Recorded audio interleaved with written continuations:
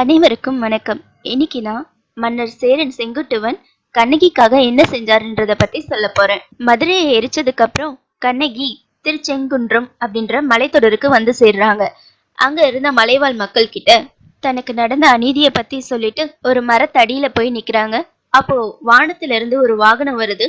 அதுல தேவர்களும் கோவலனும் வராங்க. கண்ணகி அந்த வாகனத்துல ஏறி இந்திரலோகத்தை சென்றடைறாங்க. இத பார்த்த மலைவாழ் மக்கள் பெரும் அதிர்ச்சியோட ஆனந்தமும் அடையறாங்க. கண்ணகிய தன்னோட குலதெய்வமா எண்ணி கும்பிடணும்னு ஆசைப்படுறாங்க. ஒரு நாள் மலைவளம் காண வந்த சேர செங்குட்டுவன் கிட்ட நடந்ததை பத்தி சொல்றாங்க. அது கேட்ட சேர மன்னனும் கண்ணகிக்காக ஒரு சிலை வைக்கணும்னு ஆசைப்படுறாரு. சிலைய இமயமலையில இருந்து கொண்டு வரணும்னு நினைக்கிறாரு. எதுக்காக இமயமலைய சூஸ் பண்ணாருன்னு தெரியுமா? ஏன்னா ஆரிய மன்னர்கள் பலரும் சேர மன்னர் கிட்ட உனக்கு தைரியம் இருந்தா எங்க கூட வந்து போட்டியிடுன்னு சொல்லியிருப்பாங்க. அதுக்காக தான் அவரு இமயமலையில இருந்து கல் கொண்டு வரணும்னு நினைச்சிருப்பாரு. சேர மன்னன் அவருடைய படை வீரர்களை கூட்டிக்கிட்டு ஆரிய மன்னர்களோட போட்டியிட்டு இமயத்தை வென்று அங்கிருந்து ஒரு கல்லை தோண்டி எடுத்துட்டு வருவாரு.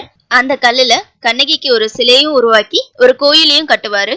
இப்பவும் அந்த கோயில் கேரள மாநிலத்துல இடுக்கி மாவட்டத்துல இருக்கு. அந்த கோயில்ல சித்ரா பௌர்ணமி ரொம்ப விமர்சையா கொண்டாடுவாங்க. சிலப்பதிகாரத்தோட முழு கதையை தெரிஞ்சுக்க டிஸ்கிரிப்ஷன் பாக்ஸ்ல லிங்க கொடுக்கற பார்த்து தெரிஞ்சுக்கோங்க. இது வரைக்கும் சேனலை சப்ஸ்கிரைப் பண்ணாதவங்க சப்ஸ்கிரைப் பண்ணிக்கோங்க. நன்றி, வணக்கம்.